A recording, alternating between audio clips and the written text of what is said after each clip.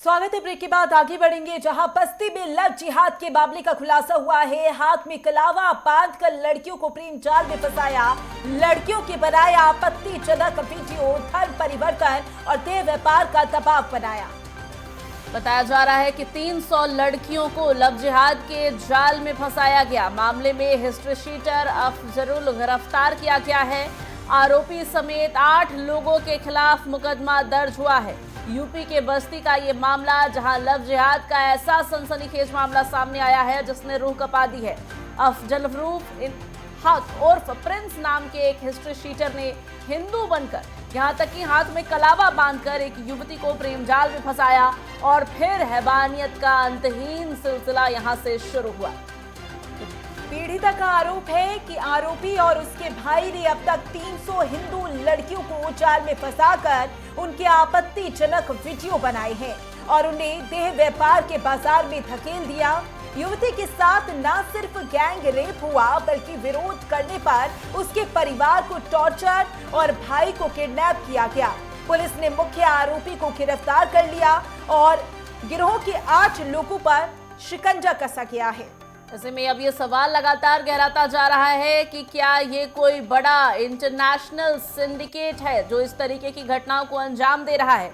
और यहाँ छांगुर बाबा का भी जिक्र जरूरी है। उत्तर प्रदेश का वो ताजा मामला धर्म परिवर्तन से हालांकि जुड़ा हुआ मामला था, और अब इसके बाद लव जिहाद का ये बड़ा मामला, जिसमें एक नेटवर्क के खुलासे की बात कही जा रही है, क्योंकि मुख्य आरोपी समेत 8 लोगों की गिरफ्तारी हुई है।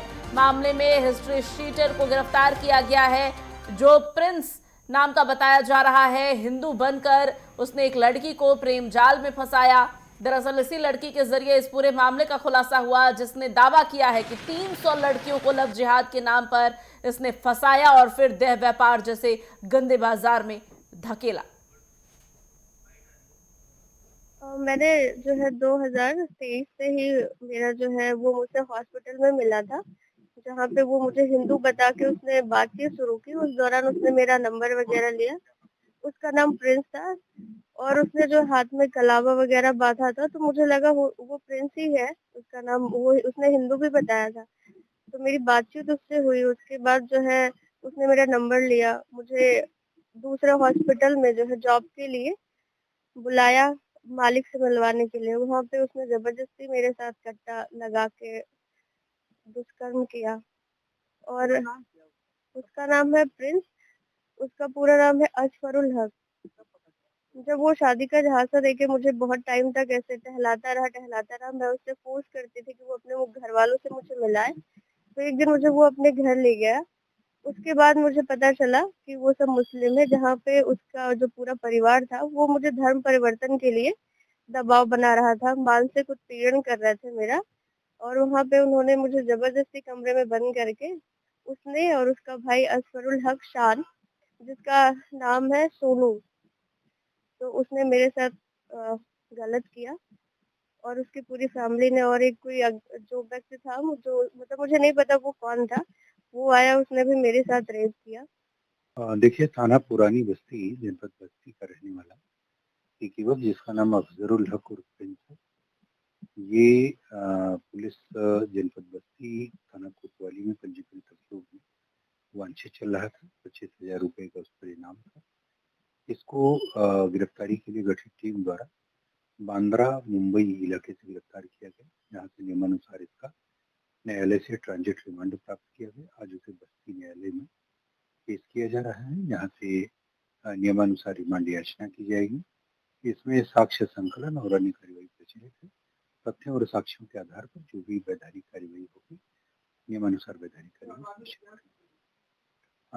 इसके कुछ आपराधिक इतिहास है, पुलिस उनकी जानकारी कर रही है, और इस संबंध में जैसा मैंने कहा कि सुसंगत साक्ष्यों के आधार पर ही पुलिस कोई निर्णय लेगी।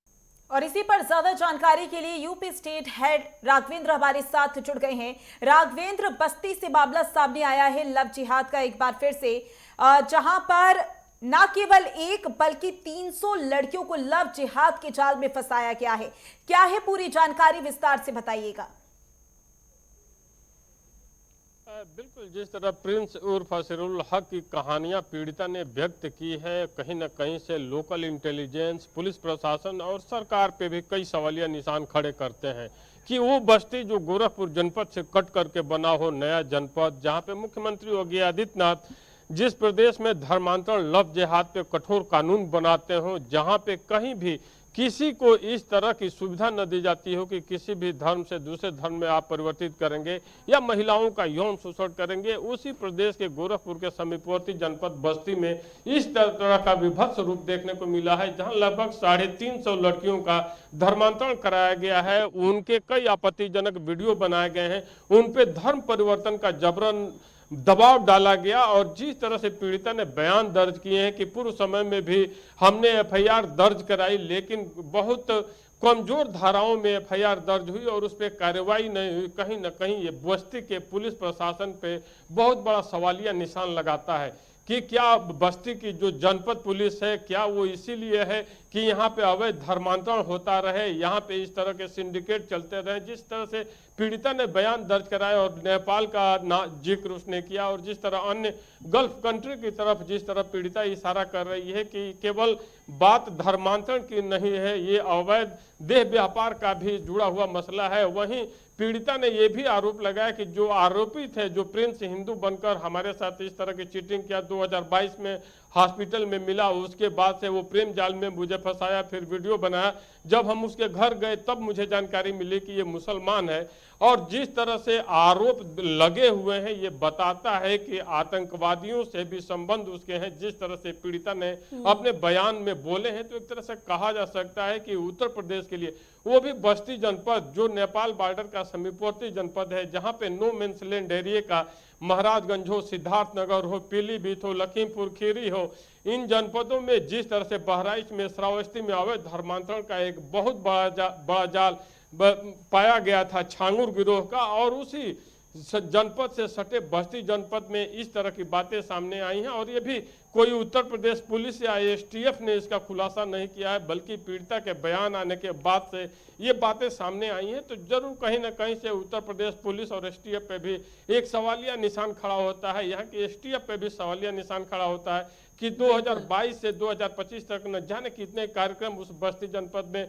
मुख्यमंत्री योगी आदित्यनाथ के लगे होंगे। कई कार्यक्रमों में उन्होंने शिरकत की, न जाने कितने जिलाधिकारी और एसपी वहां गए और उनका भी ट्रांसफर दूसरी जगह हो गया, लेकिन किसी को भनक भी नहीं लगी कि इस तरह के सुरक्षा के मापदंड बस्ती में स्थापित किए गए। इस पे एक खोखली नजर ये जरूर दिखाता है कि आपको कानून पे भी सवाल उठाना होगा कि जो रक्षक हैं आखिर क्यों नहीं समय रहते इसका खुलासा कर पाए और दोषियों को क्यों नहीं दंडित कर पाए। जिस तरह से पुलिस के तरफ से भी बयान आया, जिस तरह से पुलिस ने मीडिया को बताया कि कई आपराधिक कृत्य भी इसके हैं, पहले से एफआईआर दर्ज है, तो अब सवाल यही उठता है कि जब पहले से आपराधिक कृत्य थे इसके और महिलाओं का, हिंदू बच्चियों को बहला फुसलाकर प्रेम जाल में फंसाकर जिस तरह से अवैध धर्मांतरण कराया जा रहा था, जिस तरह से उन्हें अवैध देह व्यापार में ढकेला जा रहा था, जिस तरह विदेशों में भेजी जा रही थी ये बच्चियां, तो आखिर उस समय पुलिस प्रशासन कैसे मौन था, कैसे उसे इस बात की जानकारी नहीं हो पाई। बिल्कुल राघवेंद्र, ये बड़े सवाल और कड़े सवाल खड़े होते हैं और जरूरी है ये सवाल, क्योंकि जैसा कि आपने जिक्र किया छांगुर बाबा का प्रकरण, अभी उसको बहुत समय हुआ नहीं है, जिस तरीके से उनकी संपत्तियों को जमींदोज किया गया और एक बड़े नेटवर्क का खुलासा वहां भी हुआ, बावजूद इसके प्रदेश में इस तरीके की घटनाएं हो रही हैं और पुलिस प्रशासन को इसकी भनक तक नहीं है। 300-350 लड़कियों का आंकड़ा बताया जा रहा है और कई सालों से ये खेल चला आता रहा होगा, ये सोचने वाली बात है। राघवेंद्र, इन सब के बीच मुख्य आरोपी के साथ साथ अगर इस प्रकरण का जिक्र करें, 8 लोगों को गिरफ्तार किया गया है और इसके इंटरनेशनल कनेक्शन भी निकल के सामने आ सकते हैं। बताया जा रहा है कि उन्हीं देशों में, गल्फ देशों में इन लड़कियों को देह व्यापार में धकेला जाता था, भेजा जाता था। ऐसे में अब जब पुलिस इस पूरे मामले पर अब जाकर जब तंद्रा टूट ही गई है, तो क्या ढंग से टूटी है, किस तरीके से इसके जांच को आगे बढ़ाया जाएगा, क्योंकि संभवतः ये नेटवर्क पूरे उत्तर प्रदेश में और आसपास के राज्यों में भी फैला हो सकता है, जैसा कि छांगुर बाबा के प्रकरण में हमने देखा था कि वो गिरोह केवल उत्तर प्रदेश तक सीमित नहीं था बल्कि अंतरराज्यीय था।